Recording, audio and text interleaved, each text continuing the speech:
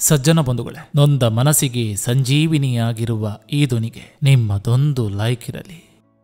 ನಿಮ್ಮನ್ನು ಮನಸಾರೆ ಪ್ರೀತಿಸಿದವರಷ್ಟೇ ಕೊನೆಯಲ್ಲಿ ಉಳಿದುಕೊಳ್ತಾರೆ. ನಟಿಸಿದವರು, ಬಳಸಿಕೊಂಡವರು ಸೂರ್ಯಾಸ್ತಮದಂತೆ ಮೆಲ್ಲ ಮೆಲ್ಲನೆ ನಿಮ್ಮನ್ನು ಕತ್ತಲೆಗೆ ನೂಕಿ ಅವರವರ ಬದುಕನ್ನ ಕಟ್ಟಿಕೊಳ್ತಾರೆ. ಒಂದೊಂದು ಸಲ ಪರಿಸ್ಥಿತಿ ಅನ್ನೋದು ಎಷ್ಟು ಕಠಿಣವಾಗಿ ಇರುತ್ತೆ ಅಂದ್ರೆ, ಎಲ್ಲರೂ ಇದ್ದು ಯಾರು ಇಲ್ಲದಂತೆ ಒಂಟಿಯಾಗಿ ತಂದು ನಿಲ್ಲಿಸುತ್ತೆ. ಎಲ್ಲವೂ ಇದ್ದು ಏನನ್ನು ಅನುಭವಿಸಲಾಗದಂತೆ ಪರಿಸ್ಥಿತಿಗೆ ತಂದು ಬಿಡುತ್ತೆ ಈ ಜೀವನ.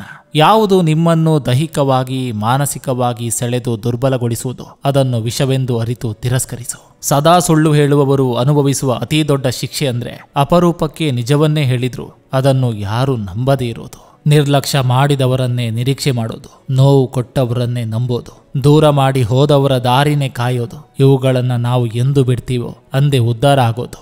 ಬದುಕು ನಡೆಸೋಕೆ ಬಂಗಲೆಯ ಅವಶ್ಯಕತೆ ಇಲ್ಲ, ಭಾವನೆಗಳಿಗೆ ಬೆಲೆ ಕೊಡುವ ವ್ಯಕ್ತಿ ಸಿಗಬೇಕು ಅಷ್ಟೇ. ಬದುಕಿನಲ್ಲಿ ಸೋಲಿಗೆ ಜಾಗವಿದೆ ಎಂದಾದ್ರೆ ಗೆಲುವಿಗೂ ದಾರಿ ಇದೆ, ಹುಡುಕುತ್ತಾ ಸಾಗಿ. ತಾನು ಪಟ್ಟ ಕಷ್ಟ ತನ್ನ ಮಕ್ಕಳಿಗೆ ಬಾರದಂತೆ ಬೇಡುವ ಏಕೈಕ ವ್ಯಕ್ತಿ ಅಂದ್ರೆ ಅದು ಅಪ್ಪ. ಕಲಿಯುಗದಲ್ಲಿ ಕಲ್ಲಿನಲ್ಲೂ ದೈವತ್ವವಿದೆ, ಆದರೆ ಮನುಷ್ಯನಲ್ಲಿ ಮನುಷ್ಯತ್ವ ಕಾಣೆಯಾಗಿದೆ. ಇಷ್ಟು ದಿನ ನಾವು ನಮ್ಮವರು ಎಂದಿದ್ದು ಸಾಕು, ಇನ್ಮೇಲೆ ನಾನು ನಂದು ಅನ್ಬೇಕು ಅಷ್ಟೇ. ಸತ್ತಾಗ ಹೆಣ ನೋಡಿ ಮರಗುತ್ತೀರಾ, ಆದರೆ ಬದುಕಿದ್ದಾಗ ಮನ ನೋವಾಗುವಂತೆ ಮಾತಾಡ್ತೀರಾ. ಇದು ಎಷ್ಟು ಸರಿ? ಪ್ರಾಣ ಹೋದ ಮ್ಯಾಕೆ ಆ ಜೀವ ನಿಮ್ಮನ್ನು ನೋಡಿ ಮಾತನಾಡಲು ಸಾಧ್ಯವೇ? ಬದುಕಿದ್ದಾಗಲೇ ಒಳ್ಳೆ ಮಾತುಗಳನ್ನಾಡಿ. ಕೆಲವು ಜನ ಕಲ್ಲುಗಳ ಹುಡುಕಾಟದಲ್ಲಿ ವಜ್ರವನ್ನ ಕಳೆದುಕೊಳ್ತಾರೆ. ನೀವು ಒಳ್ಳೆಯವರಂದ ಮಾತ್ರಕ್ಕೆ ಜನ ಪ್ರೀತಿಸ್ತಾರೆ ಅಂದುಕೊಳ್ಬೇಡಿ. ನಿಮ್ಮನ್ನು ಸುಲಭವಾಗಿ ಬಳಸಿಕೊಳ್ಳಲು ಕಾಯುತ್ತಿರುತ್ತಾರೆ ಅಷ್ಟೇ. ಪ್ರತಿದಿನ ತಾಲೀಮು ಮಾಡುವಾಗ ಸಾಕಪ್ಪನಿಸುತ್ತೆ, ಆದರೆ ಅದೇ ತಾಲೀಮು ಗೆಲುವು ತಂದುಕೊಟ್ಟಾಗ ಸಂಭ್ರಮವೆನಿಸ್ತದೆ. ನಿರಂತರ ಅಭ್ಯಾಸ ಬಿಡಬೇಡಿ. ದುಡ್ಡು ಎಷ್ಟಿದ್ರೇನು ನೆಮ್ಮದಿ ಅನ್ನೋದು ಇಲ್ಲ ಅಂದ್ರೆ ಎಲ್ಲವೂ ವ್ಯರ್ಥ.